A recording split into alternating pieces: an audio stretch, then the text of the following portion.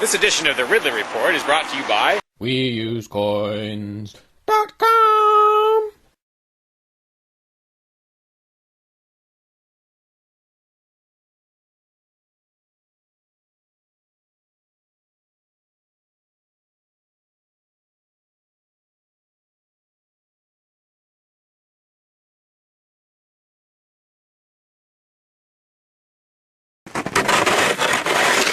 When I was out there a couple years ago, I tried to do a video, I got rid of some of the ice and did a little video about it, suggesting maybe that I shouldn't be the only one.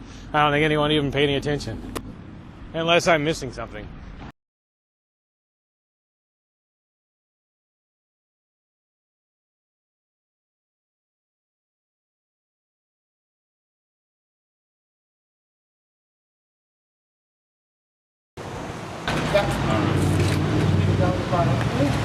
Yeah, Free Staters are always saying more Mayberry, less Fallujah.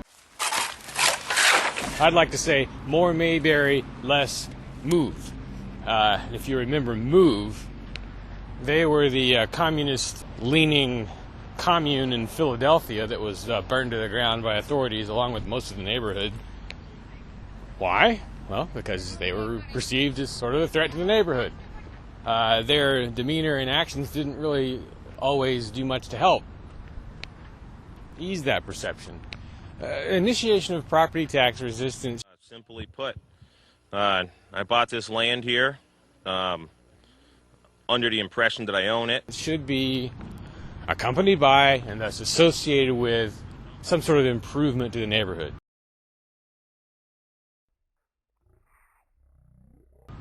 I mean, if you so much as sit on the porch at the CAC and have a conversation, there's a pretty good chance you're going to disturb some neighbors because they're that close. Imagine how much negativity there's going to be toward the CAC, toward Ian, as the place starts to become a real ground zero of some kind of property tax revolt. Because a lot of things will probably have to be done at or near the CAC to harden it in some way against the authorities. Once that 3-year mark is crossed and the place can be seized, there's going to have to be quite a few people there at all times so that when they come for it, the maximum stink can be raised. But again, it's in such a residential neighborhood that the stink is going to be a double-edged sword. My expectation would be that on the day they come for the house, the authorities will impose... Well, actually, before they even take it, they may impose an exclusion zone, which bans any number of people from being at the house. On the day they take it, they will probably block roads leading to it.